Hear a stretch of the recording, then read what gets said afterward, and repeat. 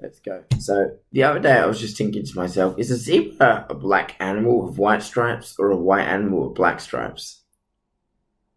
I don't know. I have no idea. I always thought it was a white animal with black stripes because there's more white than black on a zebra. Really? Is there? I think so. But what if it's the other way around? I kind of want to know this now. I want to know this. Is a zebra a horse? All right. Is a zebra black or white? They're generally thought to have white coats with black stripes, sometimes brown stripes.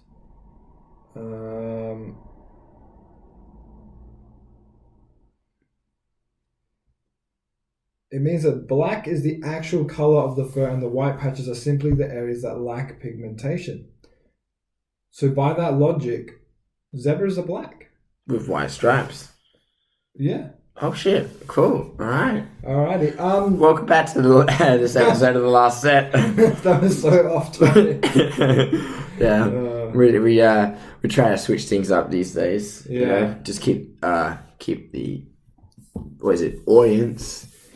A big variety of our audience. Yeah. They probably like animals too. Now they're probably. I think we just shut the book on that conspiracy theory. Well, the reason why I said it was because someone asked me the other day. I thought. Oh really? I don't know. Such a weird question as well, because like you always assume it's white with black stripes because there's more white than black, and then when we looked it up, it said the actual fur was black. Like their fur is black. The bits that are left out is the ones that they just like black fur. That's so weird. Anyway, this is so definitely not part of the MMA hour, but you learn something every day. Yeah, so, well, today's a very, very special day, though, because today, right now... Good point, yeah. We are filming the 10th episode of the podcast. Yeah, so this is our 10th one now. I think we've done 4 everyday hours, and this will be our 6th MMA hour, I think. Yeah. I think it's the 6th. I believe it is, because I know today's the 10th. I'll have to double check, but I'm pretty sure this is 100% our 10th. Yeah, 100%. And it's the first time we've reached a massive milestone. Well, one of our first milestones. One of the first milestones we reached was over 300 views. On YouTube. And then how many downloads did we get?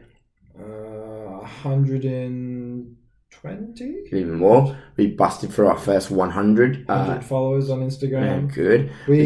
Our first kind of milestone was 100 likes on Facebook. That was quick. Yeah. That pretty quickly. Well, to all the people who did like me on Facebook or like us on Facebook, we do say thank you, and all the people who follow us and subscribe to us. Yeah. You know, you're part of the beginning of this podcast, and now we've reached another milestone, and we wouldn't be if it wasn't for you guys as well. How long have we been doing it for? 5-6 weeks? Roughly around that time now. Probably our sixth week or something like that. Yeah, and we're trying to keep it to like 1 to 2 podcasts per week. Yeah, so we're trying to do the MMA hour, which is the MMA related podcast, and boxing, everything, martial arts. And then we have the everyday hour where we talk about stories or mainstream media. I know you should check out our last podcast.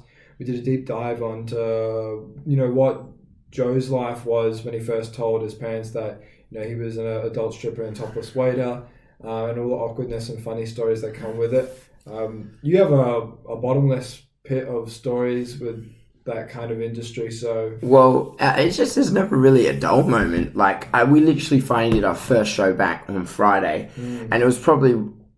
I mean, I'm not going to lie, I was actually really nervous going into that show, because I was like, oh man, I haven't done this in so long. Even though we go for rehearsals, but, when we do rehearsals, it's in a studio, and it's against mirrors, there's no crowd, there's no crowd effect.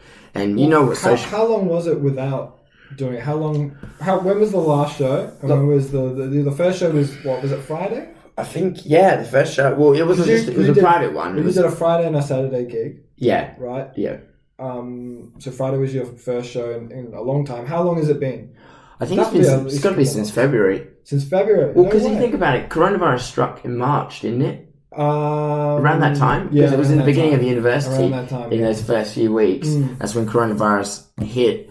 And then we had, I think, one show in February, and then that was it, because, well, all the places couldn't have us anymore. March and April was when everyone was starting to close up, and April was when the start of April meant there was nothing. Yeah. Nothing was open. Yeah. Pretty sure. And then at the end of June, things started to reopen again.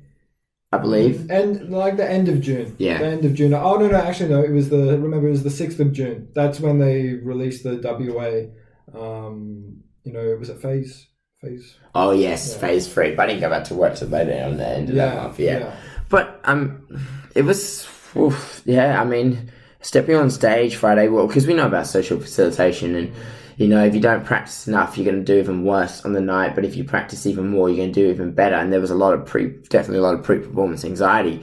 I remember I was at the back of the area with the guys, and I thought, fuck, man, it's been a while. But at the same time, I was just so excited to get up on stage.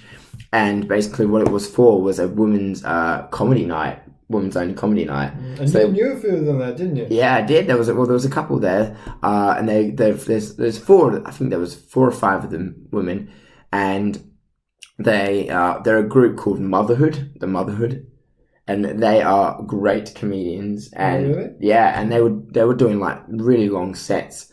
I think everyone there each were doing like at least 15-20 minutes a set. That's what I heard. I didn't get enough time to stick around and listen to them. But yeah, it was a great show overall. But they weren't expecting us. You know what I mean? It was a little bit of surprise for them. But over than that, it just felt great to be back on stage. Right, so let me get this right. You did a strip show at a comedy show. No, it was just a dance show. It was just a dance show. Just a dance show. But you just happened to be strippers. Really? Yeah, pretty much. Yes. Right. Okay. Well, because that's what we do as well. We do dance shows. Yeah. We do like Magic Mike, Back to the Grind, all that kind of stuff. But it's just there's minimal clothes coming off. That's all. It's not that much. It's more like changing in between. You get what I mean? Yeah. I understand. Anyway, so today's very special episode of the MMA Hour. And yeah, Jack, do you want to kick us off? So today we watched the UFC Fight Night, and the headlining card was the co-main. The start with the co-main was Chris Weidman versus a big angry Russian dude. I say that because can you pronounce his name for me? Because it's very difficult. Omari Akhmedov. Say it one more time. Akhmedov. No, say it one more time. Akhmedov. Akhmedov. Akhmedov. I've got it here. Omari Akhmedov. Akhmedov. Against Chris Weidman. A lot of people, were counting out on Chris Weidman. Yeah. A lot of people were going for Omari because, he's been doing not too well in his last fights. Yeah, he's lost. Out of his last 7, he's only won 2. Because he's lost to Euro Romero, he's lost to Rockhold, he's lost to Musashi, and he's lost to Souza, and he tried to go up to light heavyweight to fight Dominic Reyes, and he lost there as well. And basically it was in the first round as well. It was not pretty. So to be honest, putting him up to light heavyweight and you give him Dominic Reyes, who arguably beat John Jones, like he's obviously still hold firm today that he did. But the thing is though, Weidman was a different kind of Weidman tonight. He didn't fall in love with his hands, and he used his wrestling really well. I would say, he wasn't winning on the feet, because that Omari guy has a lot of power. If you see that Omari guy, look at that guy's build. He's enormous. His back is so thick. But Weidman was very smart. He neutralized that and said, "Look, I can't stand up with him the same caliber as Omari, and I've got to watch out for those, because any of those shots can knock me out." So he went in and he really controlled him. He tied up the legs, went in for a lot of ground and pound, and I believe it was in the second round, Weidman finished it. Yeah. I mean, it's good to see Weidman back, because if we... Oh, sorry, no, it wasn't the second round, sorry. It was a decision. Fair enough. Yeah. Well, it's great to see Weidman back, because there was a time in UFC history where he was the shit. Like, he was the most looked at fighter. And that was when... That was about when he was fighting Rockhold. Yeah, but not even that. But when he was fighting Anderson Silva for When the he first beat time. Anderson, yeah. Yeah, and they called him knocking out Anderson Silva one of the best knockouts in UFC history when Anderson Silva literally dropped his hands, was just trying to dodge. He was kind of showboating. He was showboating and he got caught. And then he tried to do the same. He did it for a while, and then again on the second time he tried to showboat again, kicked Chris Weidman's leg, and then Anderson Silva shattered his entire leg. And then that was one of the most brutal injuries. He just broke his tibia in half. Oh, he did. It's a full snap, yeah. It was a very clean break. Every time I go back and watch it just makes me squirmish, and it just makes me cringe. It's gross. Because I can't fathom the pain that goes through, especially when you're breaking your shin bone. Like, just knocking your shin bone against something. It must be so painful to just snap your tibia in half. Your whole shin bone snaps in half. As well as when you're in a fight, you have so much adrenaline, you can't feel as much. Yeah. But as soon as he broke it, he was just howling in pain. The amount of pain he must have felt, even with that adrenaline going through him, would have been unreal. Yeah. Here's the weird thing, though, when it comes to those sorts of injuries. People, you hear people say that when we go through those sort of injuries, or like they lose a limb or a finger, they don't feel it for like the first 10. The first couple of minutes, apparently, because the brain's like, oh shit, and the body just rushes all these endorphins, so that way you don't feel the full pain, and then you start to realize, oh shit, I lost a finger, or I've broken my leg. That's when you finally realize that, that's when the pain really starts to kick in. Yeah, I just wanted to correct myself. When I was saying round 2 KO, I actually meant Derrick Lewis. I got a little bit confused. I remember when I was scoring it, I scored it 29-28. With Weidman winning the first round because of the amount of control he had, as well as the third. Omari was coming back in the second. I really hope I'm pronouncing his name right, but he won in the second. He beat him he dominated the second round. So I scored at 29-28. Moving on to Derrick Lewis against Alexei Oleneik. Now I'm going to tell you a funny story about with Oleneik. I typically don't bet on the UFC, right? But I have in the past.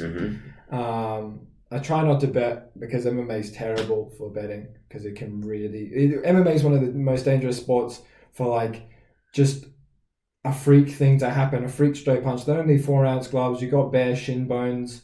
There's, people can gas out in later rounds and get choked unconscious by submission artists. It's very difficult for you to get it right.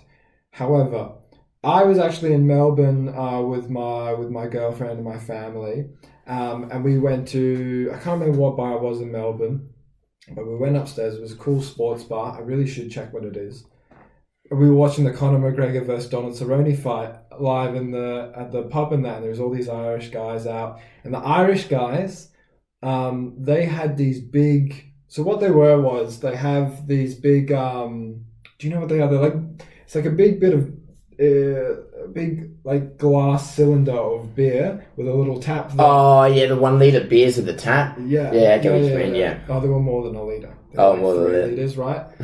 They were huge, right? And the Irish guys destroyed them. Every fight, they would get just a new one.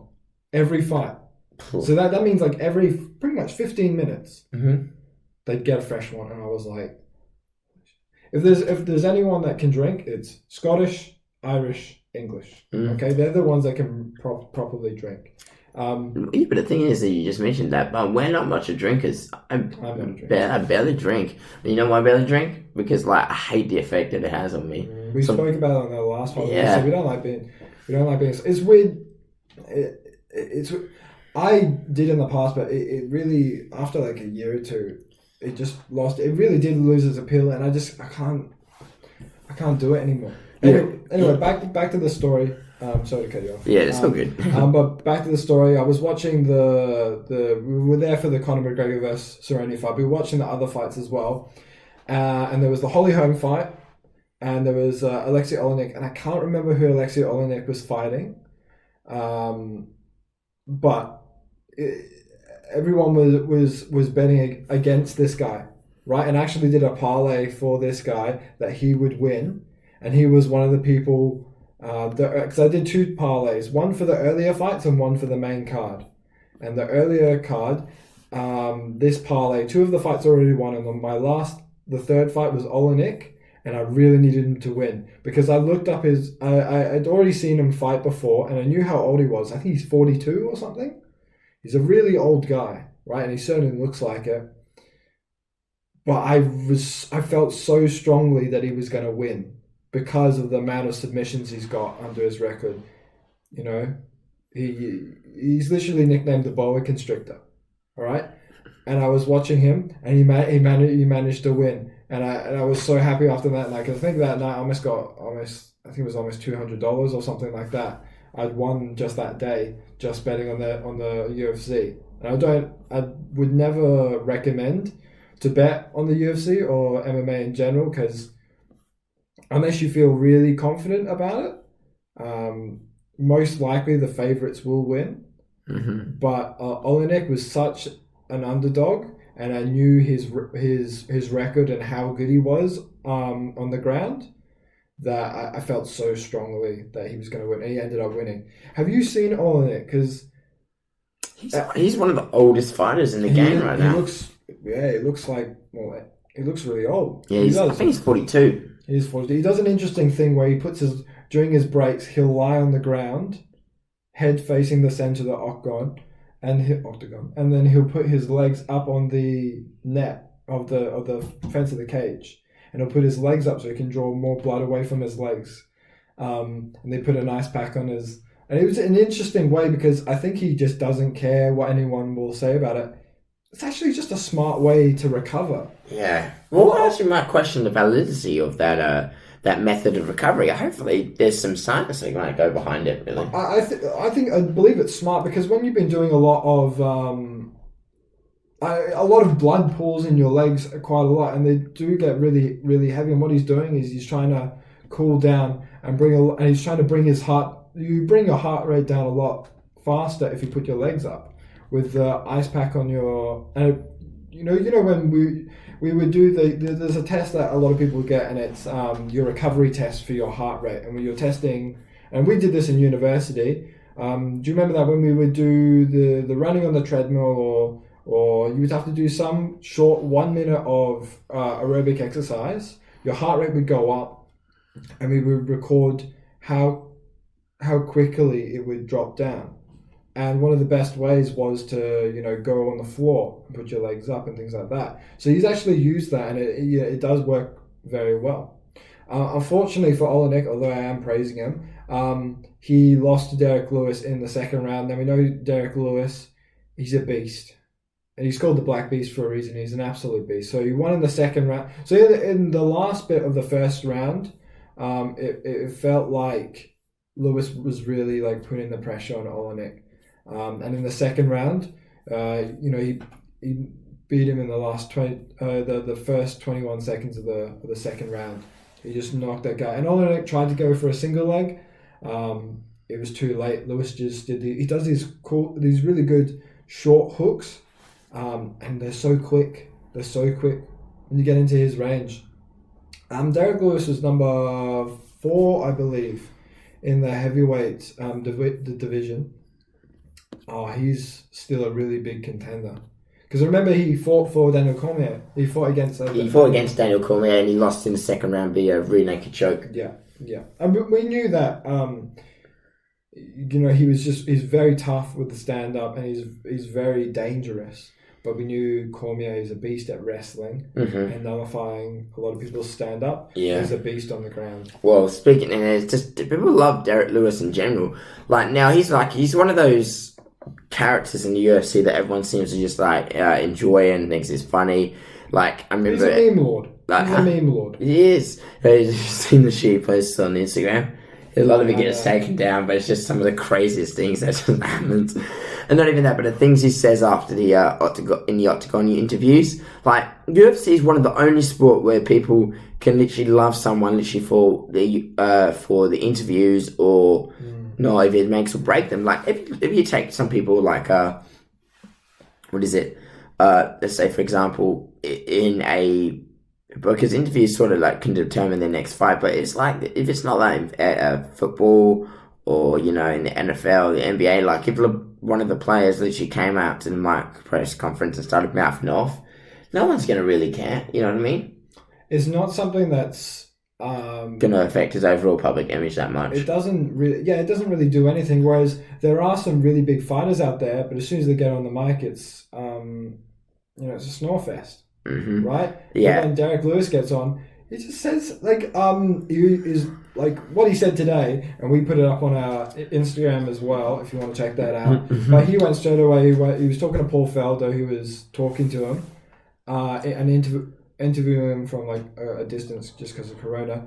And he was said, Paul, I really got to take a shit, man. Take a shit, man. And Paul Felder's like, all right. I need you to do a quick interview, then you can go to the toilet, bro.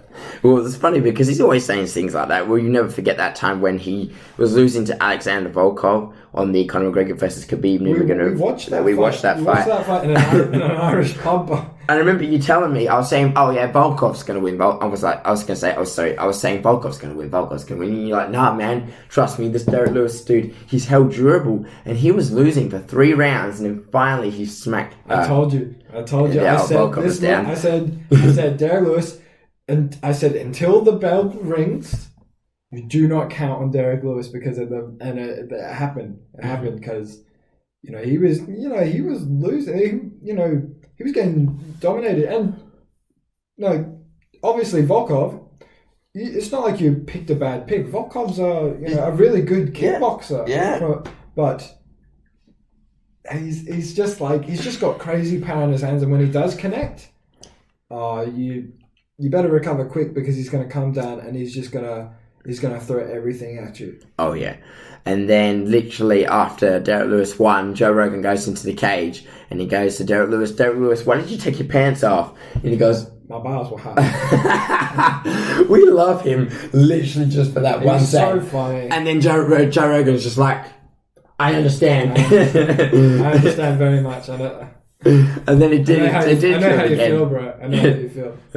And then he did it to him again. He's like, you taking your pants off again, sir? He goes, no, I forgot where I was at. And there's another one where he goes, I can't remember who he beat, but he said, at the party tonight, I think it was the same interview that you said earlier. Yeah, we're at the after party tonight, and you can all buy me a shot, but I ain't buying you shit. And then the whole crowd goes insane. They love him just for that. Well, we love him. I think he's hilarious. He has some of the best ones. One of his most common things he puts on Instagram is like the fails or the flops, or something bad happens, or someone gets smacked, and he always puts it on the caption, he's okay. Yeah. She's okay. I mean, the UFC has found ways literally to create characters that people love other than just their fighting. They've done well at marketing and building a personality for the fighter and making it known. Yeah. Well, here's the thing. You're going to hate me for this, but it's a bit like wrestling. It's a bit like WWE. Now, because on the WWE, the reason why people love the superstar so much is because of their personalities, you know what I mean? They create that character and they get so attached to it. It is very similar to, what's it called? The UFC. Which is why it worked well when Brock Lesnar came over, and then when he got on the mic, he was in his element because he'd already done it. There you go. It's not even that, but like I got to ask Dave, you take some of the best personalities in the sport today, right? Because everyone's got their own fighting style, but everyone's got their own personality in the sport. Right. If you take people who have great, the Colby Covingtons, the Jorge Masvidals, the Conor McGregors, all those people have that eccentric nature, okay? You take away their eccentric nature. They're just there solely for the purpose of fighting. Do you think they'll be as big? Oh, no, certainly not. Because... They won't be as big, right? Exactly. And some people have literally just made money or made the next fight just off the ring interview or call out. Nate Diaz called out Conor McGregor. Next thing you know... but Nate Diaz already had a huge following. There you go. But he made himself even bigger. He did. Well, that's what he said. He said, I'm going to come in, I'm going to steal this guy's hype. He did. And then I think he tried to do the same thing for Jorge. When Jorge stole Ben Askren's hype, being the one FC champion, beating all the people in the Asian professional circuit. And then they throw him at Jorge. Jorge knocks him out, the quickest knockout in UFC history. Nate Diaz looks at that guy and goes, welterweight, I want to take that guy's hype. There you go. It just didn't happen to work out on his night. There you go. And not even that, Colby Covington saved his UFC career literally just from creating a new personality. If it wasn't for him saying, Brazil, this country's a dump, all you filthy animals suck. Tyron Woodley, I'm coming for you. I'm taking what's mine. Well, that's the thing. Negativity sells so well, just like the same way clickbait works really well. Outrage causes views and likes and comments, and it causes more people to be interacting with that social media or app, which means more dollar signs. Oh, yeah. Negativity sometimes sells way better than positivity because people fixate on it so much more. Because we're more likely to emotionally respond to a negative. Exactly. And when you more emotionally respond, it's typically for longer periods of time. And that's the main goal. The main goal of these social media apps for you to interact with it first and interact with it the most, and then send it to other people so that they could be outraged as well. So, to your point, I think a lot of these fighters like Conor McGregor and Michael Bisping and things like that, who are very good on the mic, know they wouldn't be as big a star if they couldn't run their mouth in, the interviews or the post-fight conferences and things like that. No, they wouldn't. But the reason why a lot of these big superstars work is and what the UFC loves, if they can talk, and if they can walk. Conor McGregor can talk and walk. Michael Bisping talked and walked. Most recently, Israel Adesanya talk and walk. That's the reason why a lot of people are really going at Sugar Sean O'Malley. He can talk and he can walk, right? He's fighting. He is fighting at UFC 252 against Marlon Chito Vera. We'll talk about that in a sec. I just wanted to say that when it comes with Sean O'Malley, a lot of people are saying, well, he hasn't fought anyone in the top 15. He hasn't fought anyone in the top 10. I think he is that caliber fighter. I think the UFC are really trying to build him up because I think they were trying to do that with Darren Till because he can talk and walk as well, but they did it a little bit too quick. I think they're taking their time with Sugar Sean O'Malley. Yeah, there's certain fighters that really can be pushed too quick. I think Darren Till is one of those fighters. Yeah, and that's the problem. So. That's what I'm scared about. I'm scared that what's his name, Sugar Sean O'Malley, that he's going to be pushed too quick. But he's not fighting for a title yet, which I'm happy with. And I reckon we should just give him a couple more fights before he keep going. See, here's the thing that's going on right now about being pushed too quick. Is the Cody Garbrandt is fighting for the flyweight title. Is it the flyweight? Flyweight title, yeah. Yeah, he's going down another division. So he's a bantamweight going down to flyweight to fight for the flyweight title. There was a bit of controversy with that because he's jumped the line. I think there's at least 4 or 5 fighters. Oh yeah. That should have the chance to go for that title. I think it was. I think number 5 is Kai. Is it Kai Kara France? Anyway, a lot of people in that division really deserve to go for that title fight. I think a lot of it is Cody can talk and he can walk, and not only that, he's a former champion. But the thing is, he's literally came off. He's only got 1 win, and he lost his last 3 fights, basically. So how does you go off and you take a year, 2 years off, and then? I don't think he took a year or 2. I think he took maybe a year. And the reason why he took a year was kind of just to mentally get there. And he looks brilliant right now. Oh, he looks great. He came out. He stuck to a game plan, and then he did that hook straight off the cage. It's probably one of the best knockouts of that card. Yeah, 100%. And now he's fighting for the title in a weight division he's never fought for. I think he's trying to do what TJ couldn't do. Yeah, I think that's what he's trying to do. I think he's trying to send a fuck you to TJ, basically. I think he is, and then it also builds up maybe a rematch again. Well, if TJ comes back. A number 3, a trilogy fight. That is an interesting thought because I was telling you earlier, I don't know when. Could you look up for me when TJ's suspension ends?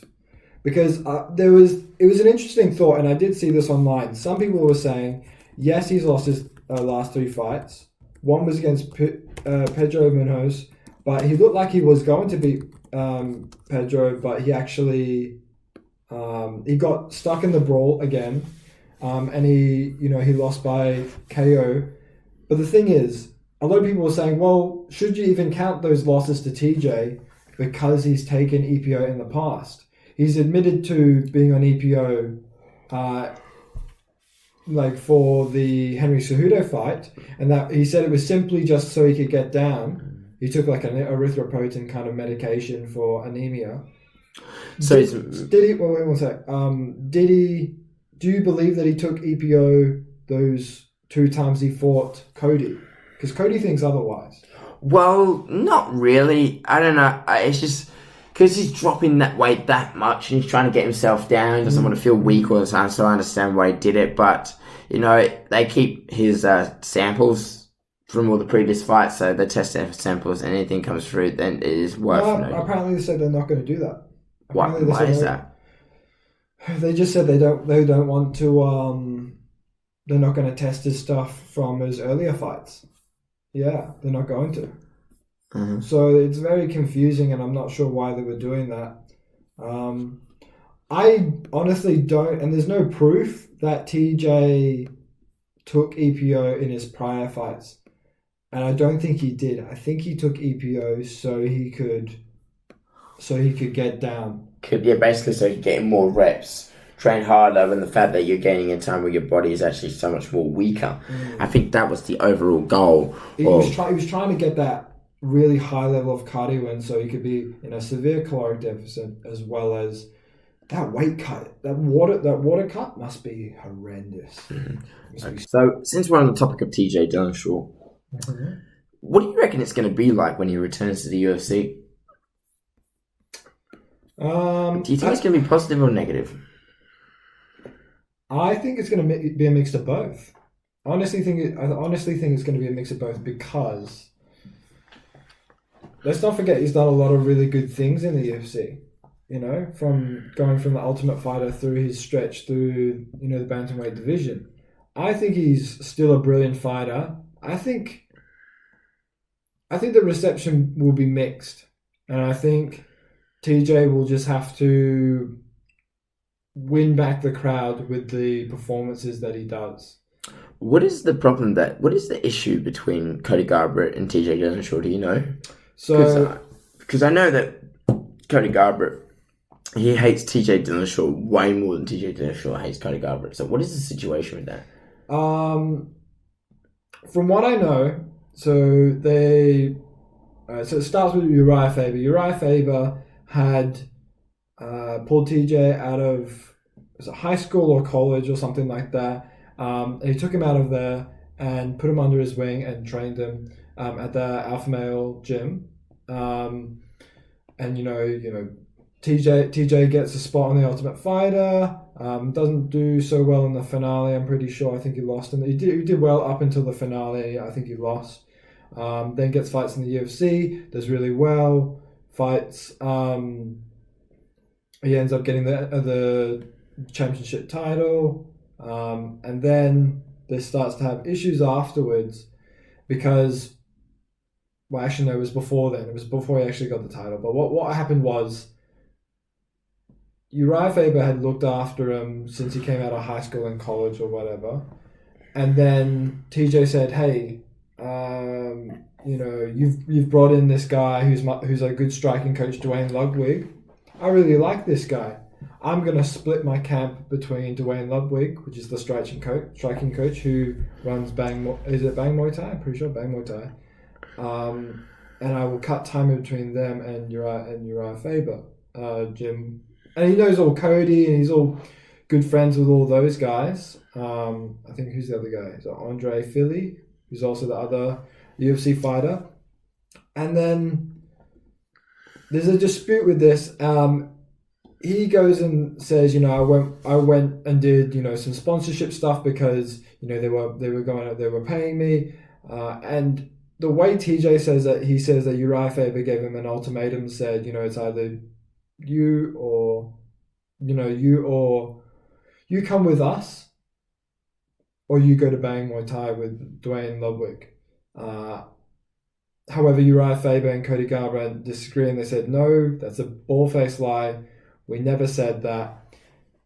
I believe Uriah just said, I don't appreciate that you're going out there to be with Dwayne and not here, right? And then it ended up being that TJ pretty much... I think that whole disagreement must have made things a lot more worse, because now you've said, I don't like you being over there, and then TJ's going, hey, I've got to make a decision for me and my family. I'm gonna jump. You guys are my friends, but my family comes first. So I think he went with Dwayne because he saw something big in Dwayne. Dwayne instructs him, is a really good head coach. He ends up getting the championship belt, then loses it, then comes back and gains it from beating Cody, has a rematch with Cody, then he goes and fights Henry Cejudo, gets popped for EPO. And during this whole time, Cody has called him, what Conor McGregor always called him was the snake in the grass. Now, originally in Ultimate Fighter, when Conor McGregor was against Uriah Faber, as head coaches, not in actual fighting, Conor said straight away he's a snake in the grass. Yeah, he wanted Uriah Faber to fight TJ. He did, and he said, all kinds of stuff, and they really said no, TJ's not like that. And then later on, it was TJ Dillashaw versus Cody Garbrandt, and they were saying, everything that was true was what Conor said. Conor was correct. He did, predict that it was happening. And that's the main issue. I think it was that he was splitting time between Dwayne and Uriah, and really he should have favored Uriah from the get-go because he got him out. However, I think TJ just made the decision for his family. I think he went and had a look, and he said, look, I see something in Dwayne that he can give me that you can't give me, Uriah. I'm sorry. I do appreciate you guys. I'm sure it was really upsetting because he's came out of them from college or high school, and he's went, I've got to make a decision for me. I get both sides. And one side, Uriah was expecting more loyalty. And I think both of us really do respect loyalty. However, I think TJ thinks the same thing, whether his loyalty was to his family. I don't know whose side to pick, to be honest. And I think the only ones that truly know is TJ Dillashaw and the rest of Alpha Male. Yeah. I think so. Well, TJ Dillashaw was coming back, so one thing we talk about... Did you check when? No, he said it's next year, 2021. So he doesn't have a fight yet confirmed, obviously, because they won't start confirming the fight till some point again next year. Mm-hmm. But... because the latest fight that's been announced is the 24th of October, Khabib versus Gaethje, which let's talk about, for example, because there's been a little bit of Twitter beef, because you know how much I love to talk about Twitter beef. Yeah. So Khabib basically sent out a message saying, look, I respect Justin Gaethje, but we're not going into a boxing match. He says something along the lines of, I'm going to take him into the deepest, darkest part of the ocean and drown him. And then basically Conor just responded to him saying, so chase him around the cage just for 10 minutes, get chased around the cage for 10 minutes. Jocks. Yeah, sniff his crotch muffin. Yeah. Oh, it's funny. It's just like the amount, the fact that Conor just loves to refute everything that Khabib says. And even though... it wasn't that long after he said, it sucks for your loss and that. And then I think he waited a couple of weeks and he was like, oh yeah, you're just busy sniffing jocks, aren't you? Yeah. I love Conor, and it sucks. It really sucks what happened with Khabib. Khabib's dad. It does. But the thing is with Conor and Khabib, they have such a weird history. There's a photo of them two together, smiling, saying, I'll be happy to spar with you any day, basically. And then all of a sudden they literally became enemies. And then they became... after the thing with Artem. Yeah. Khabib called him I think he called him a chicken or something like that. Yeah. Artem gets slapped, and then Conor goes, all right, I'm on my way. Yeah. He flies 20 of his buddies on a private jet to go over to America, storm the place, throw through dollies, maybe get arrested. Then we have the infamous match. And then we have an infamous match, you know. Then the cage jump, and then Dildo Dennis. Yeah. Well, that's also a good segue because in Bellator, you know, there was it was AJ what's his name? AJ Agazam? Yeah. Agazam. He wasn't happy with the judging. This was the yesterday's fight on Saturday, and he didn't agree with the decision.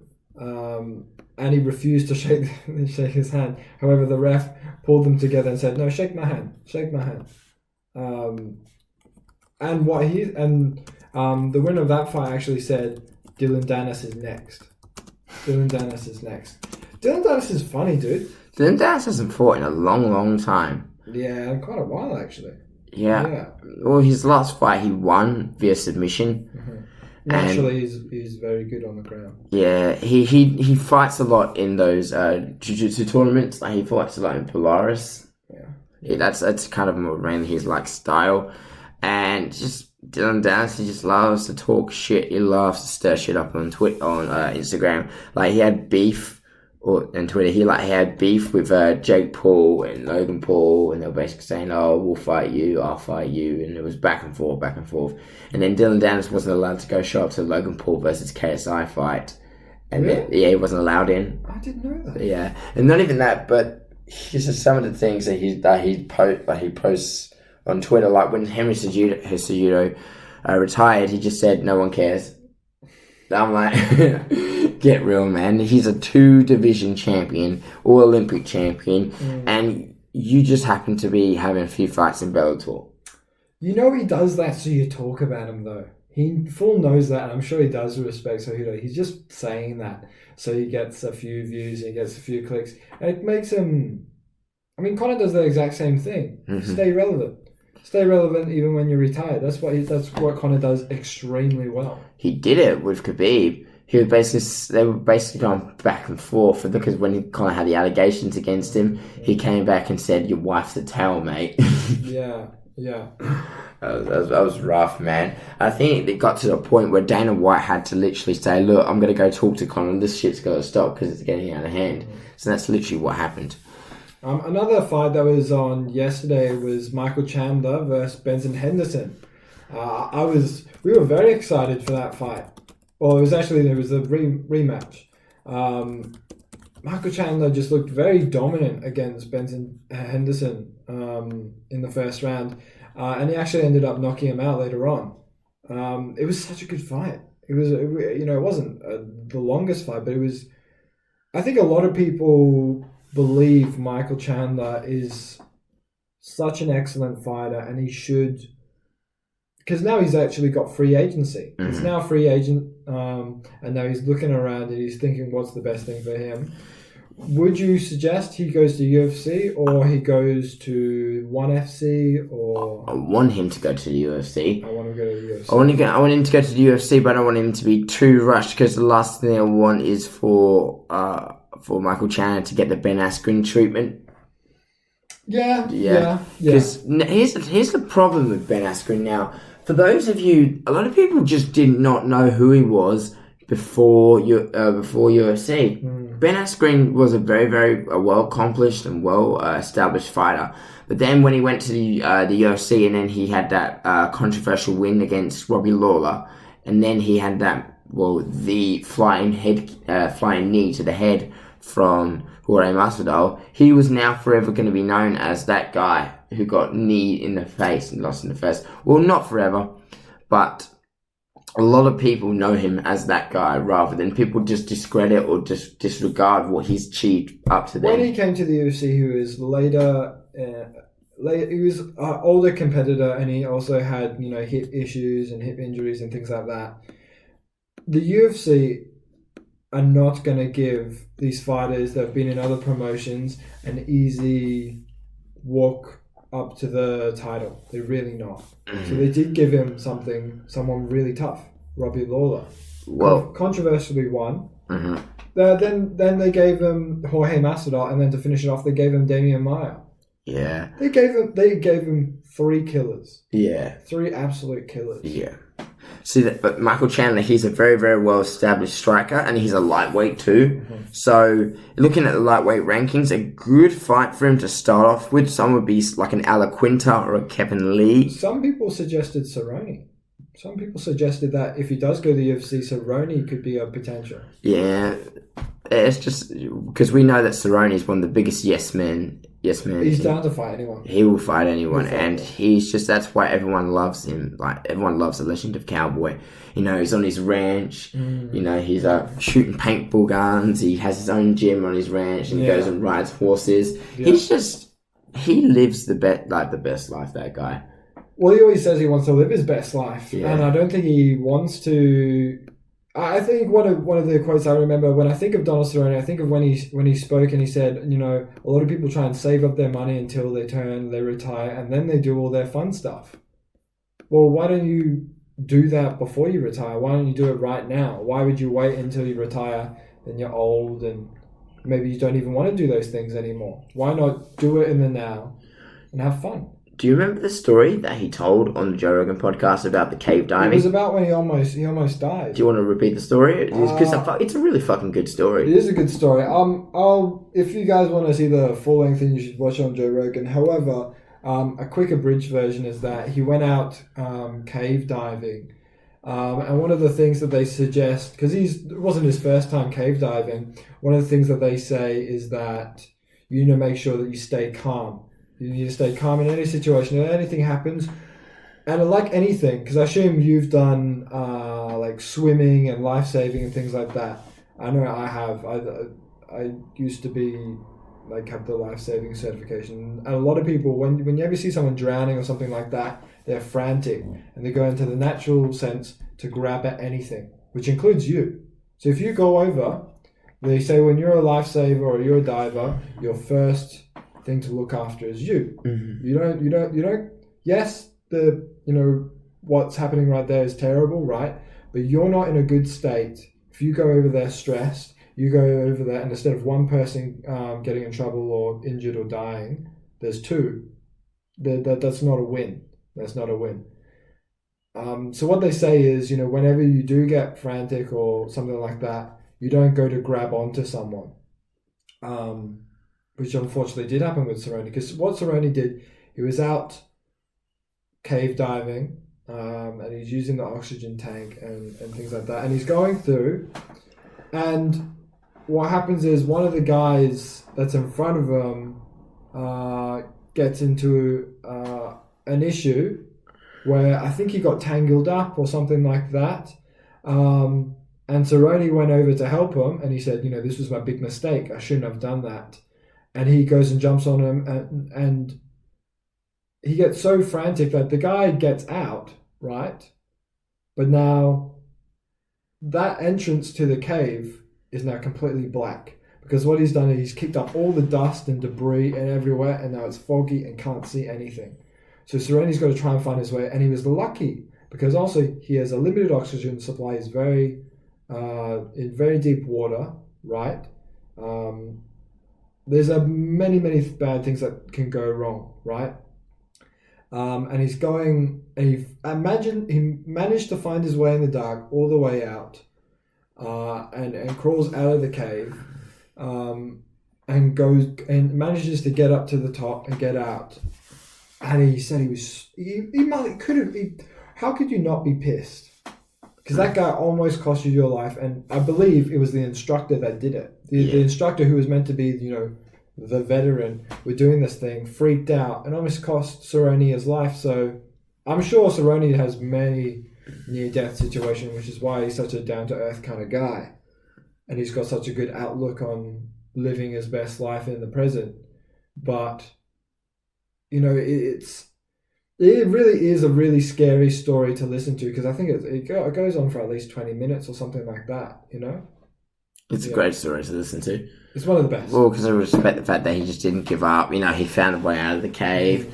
And then, everyone loves Cowboy Cerrone. He's one of the oldest. He's been around since one of the beginning. He's been fighting for a very, very long time. He's had the most wins by knockout. He's got the most fight of the night bonuses.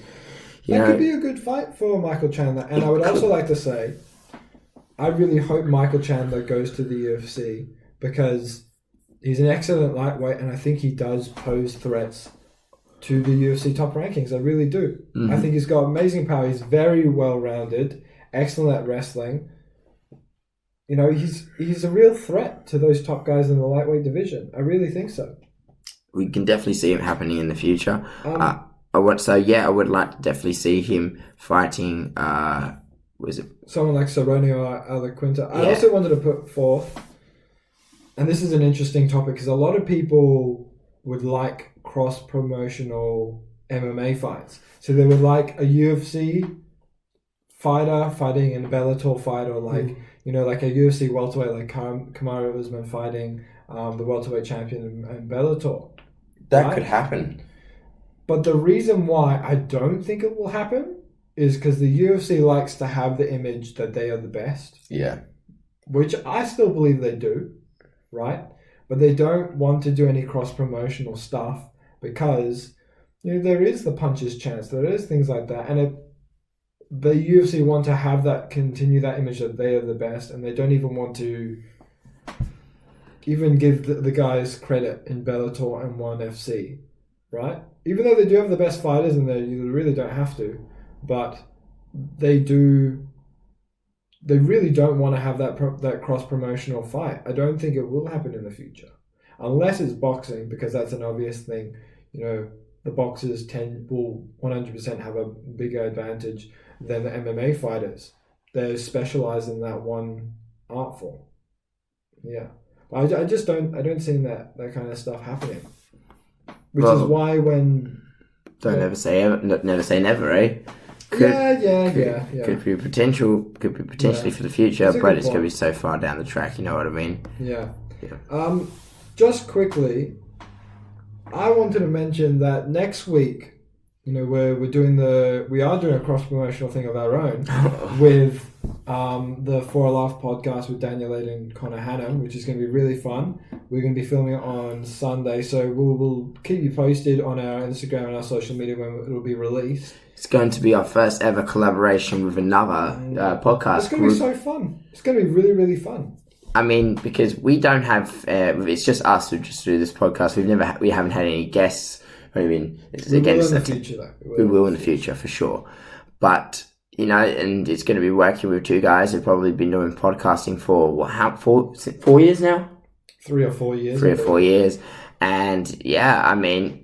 It's going to be interesting because and normally when it comes to podcasts, it's 1 or 2 people. For this podcast, it's going to be 4. 4 of us. Yeah. It's going to be a lot of fun. I'm seriously looking forward to it. Sunday's a really big day for us because I believe we're filming that in the afternoon, but the morning is UFC 252, which is a huge fight. Tons of big fights. I think the most notable is Daniel Cormier versus Stipe Miocic. That's for the baddest man on the planet. This is the trilogy fight that really ends the decision. Who is the greatest heavyweight champion in the UFC? Well, you like them both. The thing is, Daniel Cormier, he's already got everything good going for him. He's a big presenter. He's a commentator of the UFC. He's best friends with Joe Rogan and all the other presenters. And, he's been fighting in heavyweight for quite some time. He's quite known for his feuds with John Jones. Mm-hmm. Stipe, he's knocked everyone out in heavyweight. He wasn't afraid of anyone. He beat Francis Ngannou. And when now pretty much everyone's too scared to touch Francis. Nobody wants to go near Francis. Yeah, nobody wants to go near Francis.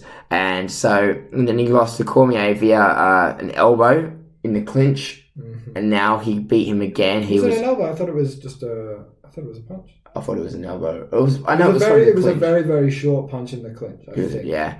And then he came back, he beat him, and he got his titles back. But the thing is, if whichever way it goes, I've got to give respect to both of them, especially Cormier, because he vindicated his title, validated his light heavyweight. You know what I mean? He relinquished it, and then now he lost his heavyweight, so he went from being the double champ to just a contender. Mm-hmm. So that's why it's huge for him. But Stipe, you know, he's got so much to prove, and you know he's beaten everyone, and both of them are, I'm pretty sure, in the late. Daniel Cormier is 42, 43. Yeah. And Stipe's almost 40 as well. So both of those guys are at the end of the coming to the end of the road. So it'll be a great way for both of them to go out. If Cormier goes out, it's his last fight, so I can definitely see him having that motivation to finish on a high note. But Stipe maybe has one or two left in him. All right. So who are you picking? That's the thing. It's so hard for me to pick because they both won one. It's a quite even playing field. Cormier early, Stipe later. Yeah, that's what I thought as well. It's hard. It's a hard, you know. I favour Miocic a little bit because of the amount of heavyweights that he's fought, as well as the proof that he's done well against Cormier in the later rounds. Now that's not counting out Cormier because he is he's really is an excellent heavyweight, like a really good fighter, and his wrestling is amazing. It is a tough fight for either man, and we know this because they're going 1-1 into this third fight. I do favour Stipe a little bit more. We'll have to see them. Well, now you don't have to tell me who you're picking, but I want to read out UFC 252 because it is stacked. Mm-hmm. It is stacked. Get over that. I'm gonna tell you. So we have JDS Junior Dos Santos versus Rosenstrike. Mm-hmm. Big fight because Rosenstrike just came off a loss to Francis in the first round. Yeah. First 10 seconds of the round. First round, yeah. Scary fight to see. Magomed Ankalaev versus Ion Cutelaba. I'm not super into this fight as much as the others. This is going to be an excellent fight as well. However, they're not the biggest names compared to the other fights, which is Pedro Munoz versus Frankie Edgar. That's a huge fight as well. And Sean O'Malley versus Marlon Vera, which is the one we were talking about. Mm-hmm. That is a stacked main event. That's going to be a big Sunday. Main card, sorry. But that is a big Sunday. Yeah. We're going to have to make sure we tell the boys that need to push it later in the day because we need to watch this entire card. Oh, yeah. For sure. I think even Jim Miller has a fight. Jim Miller has a fight on the undercard, I believe. Now, I'm pretty sure Jim Miller, he's got a crazy amount of fights in the UFC. He's 32-14. He's 36-year-olds versus Vink Pichel. That's a crazy lightweight fight as well. Jim Miller is, he's a very big competitor in the UFC light division, but he holds the record for the most wins in the UFC lightweight division. You really can't count this guy out. He's been fighting for such a long time. Such a long time. So I'm excited for that fight, and that's on the undercard as well. That's a huge fight to see. Yeah, it's good. It's good. It's good. The UFC's going hard this time of the year, and even with everything that's going on as well since COVID. And I'm glad that they're just keeping it going. And I'm really glad that. And there's going to be the UFC Apex, so that's the smaller cage. So, and that is been apparently they rumored that it is inclining more fighters to engage in more of the stand-up fighting and engage in more knockouts. But the thing is, this is headlined by one of the greatest fights I think we're going to see, which is Stipe Miocic versus Daniel Cormier.